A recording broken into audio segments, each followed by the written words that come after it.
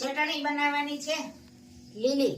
હા, સરસ મજાની. કોથમીર, ફુદીનાના પાન, ગાંઠિયા અને સેવ, આદુ અને ચણા ચક સરસ.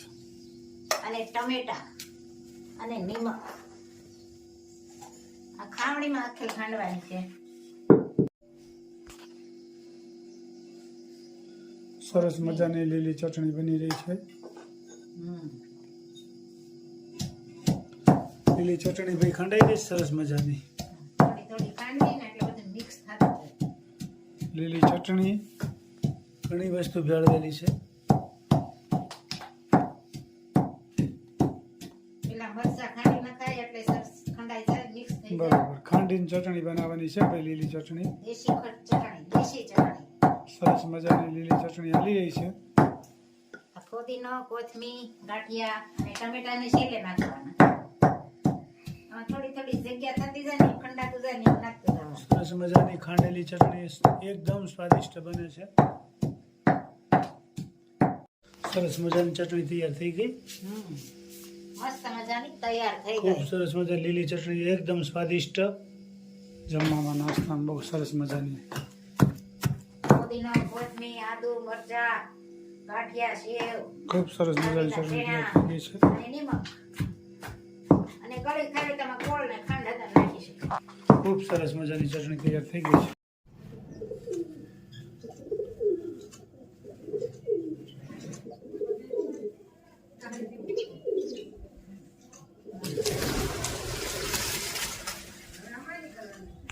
સેવ બનાવવાની છે. હળદર. સરસ મજાની સેવ બની રહી છે. નવી રેસીપી આવી ને આજ તો. હા, નવી રેસીપી હમણાં દિવાળી પર કરી હતી, પછી કઈ કરી નથી. હમણાં સાંજે ઓળો હોય, ભાજી હોય એટલે સેવ ટમેટા ક્યારેક ક્યારેક હોય. 10 દિવસ પછી 1 તારીખ થઈ ને.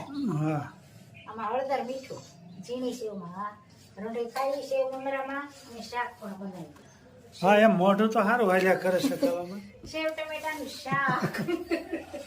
એટલે આપણે ઘરે સેવ બનાવી, બરોબર. ઘરની સેવ આપેલી શાકમાં મહેનત થોડીક થાય પણ ઘરે બનાવેલી સારી હોય. થોડી ફ્રેશ રે ફ્રેશ, ફ્રેશ રે ફ્રેશ. અને બહારની તો કઈ કરેલી હોય કાંઈ. બહારની વસ્તુ ન ખવાય, ચોખ્ખું વસ્તુ ન હોય. બહારની વસ્તુ તેલ જાણે હાવ સસ્તા માયલી વાપર્યું હોય એને. હા, અને લોટ ને ચણા ને બધી હલકા માયલી જ વસ્તુ હોય. એ કઈ નથી. ઘરની વસ્તુ સારી હોય. સેવ તો ઘરે જ બનાવીએ છીએ એટલે આજે સેવની રેસીપી છે.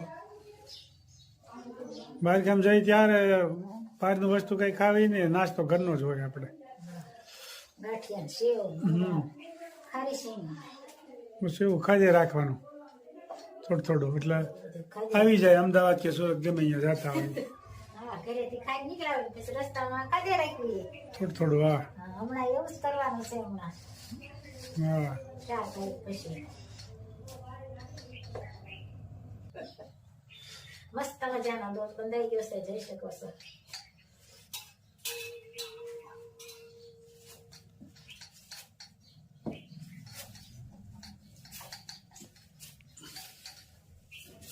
સરસ મજાની સેવ બનશે.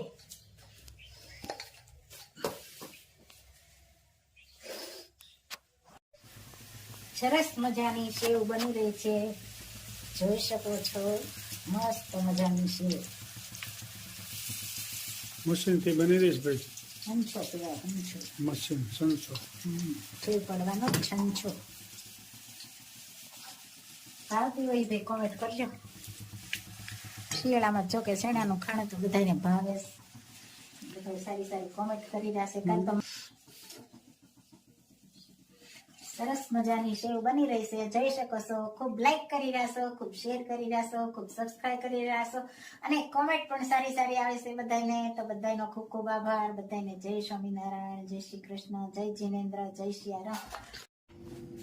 સેવ ટમેટાનું શાક બનાવવાનું છે.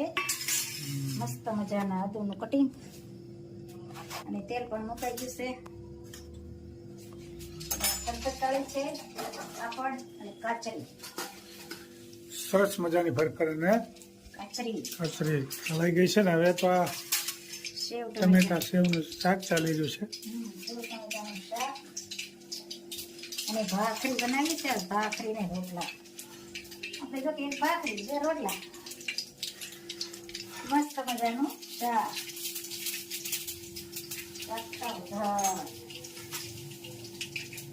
અને કોમેન્ટ પણ સારી સારી આવે છે.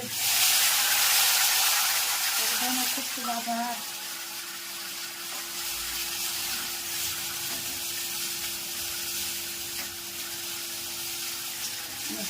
ગ્રેવી જેવા થવા દેવાના,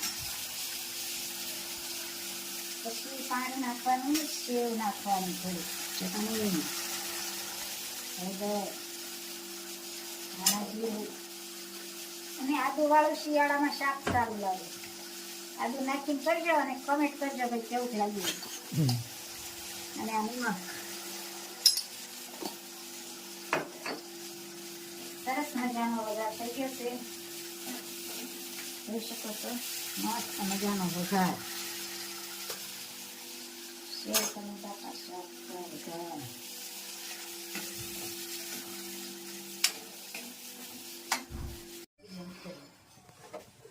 સેવ ટમેટાનું શાક સરસ મજાનું તૈયાર થઈ ગયું છે, અને સાથ મેં ભાખરી, સરસ મજાનું શાક બની ગયું, ભાખરી પણ તૈયાર. અને બાઈ હવે જમવાની તૈયારીમાં છે.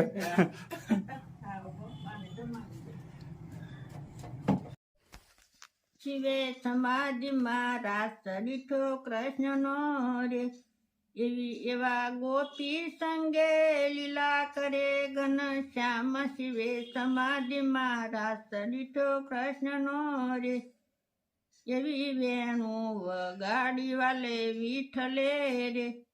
ત્યાં કાંઈ કાઢ્યો મધુરો સાદ, શિવે સમાધિમાં રાસ દીઠો કૃષ્ણનો રે. એક શારદ પૂનમની રાતડી રે, એવી ચંદ્ર સરોય કાશ. શિવે સમાધિમાં રાસ દીઠો કૃષ્ણનો રે. એક ઢોલ વાગે ને બીજી ઢોલકી રે, ત્યાં સોળે શરણાયુના સુર. શિવે સમાધિમાં રાસ દીઠો કૃષ્ણનો રે.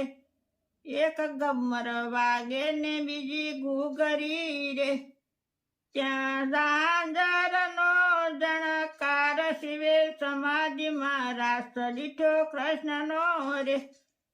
ત્યાં તો વેમાને બેસી દેવો આવ્યા રે, ત્યાં પુષ્પોની વૃષ્ટિ થાય. શિવે સમાધિમાં રાસ દીઠો કૃષ્ણનો રે.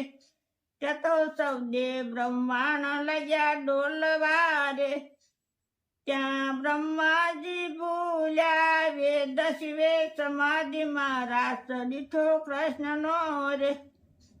કર જોડીને ભક્તો કરે વિનતી રે, એવી શિવની સમાધિ છૂટી જાય. શિવે સમાધિમાં રાસ દીઠો કૃષ્ણનો રે. જય સ્વામિનારાયણ. ખૂબ સરસ મજાનું કીર્તન ગાયું મારા ભાઈએ. કૃષ્ણ ભગવાનને ગોપીઓનો રાસ ચાલતો હતો, ત્યારે શંકર દાદાને એમ થયું કે હવે હું રમવા જાઉં. તો એ પાર્વતીજીએ ના પાડી કે એ રાસમાં તમારે ન જવાય. પણ શંકર દાદા રહી ન ગયા. પછી શંકર દાદા એવું કર્યું, ગોપી પોતે બન્યા, હાડી પહેરીને આમ અસલ ગોપી જેવી ગોપી બની ગયા શંકર દાદા. અને જ્યાં કૃષ્ણ ભગવાનને અને ગોપીનો રાસ હાલતા હતા ને એમાં ભળી ગયા. એટલે કોઈને ખબર ન પડે કે આ કોણ છે એમ. અને મીડાઈને અરે રાસ લેવા, પછી તો એવો રાસ જામ્યો. અને એટલા બધા શંકર દાદા મશગુલ બની ગયા રાસ રમવામાં, તેની હાડી માથેથી વિખાઈ ગઈ, એની જટા છૂટી ગઈ. પછી તો ગોપીઓને ખબર પડી કે આ તો ભોળાનાથ છે. પછી તો ભોળાનાથને ખબર નથી આ હાડલો માથેથી વિખાઈ ગયો છે ને મારી જટા છૂટી ગઈ છે. પછી ગોપીઓ તો બધી ભેગી થઈને દાંત કાઢે, અને કૃષ્ણ ભગવાને ખુદ મીડિયા દાંત કાઢવા કે ભોળાનાથ તમે શું કર્યું એમ. એ કે મારે પછી તો શંકર દાદા એવા શરમાણા, પણ પછી તો શું કરે. એ કે મને આવી ખબર નહોતી રહી, પણ મને રાસમાં એટલા બધા હું મશગુલ બની ગયો હતો. આવું સત્ય ઘટના બની ગઈ છે. કૃષ્ણ ભગવાનનો રાસ હાલતો હતો, એમાં શંકર દાદા ખુદ પોતે રાસ રમવા આવ્યા હતા ગોપીનો વેશ ધરીને, અને એને હાડી વિખાઈ ગઈ હતી, જટા છૂટી ગઈ હતી, એટલા મશગુલ બની ગયા હતા. જય શ્રી કૃષ્ણ, જય ભોળાનાથ.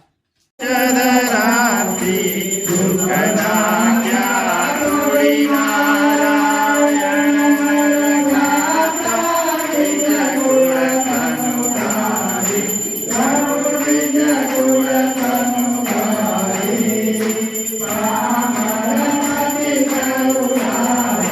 Hare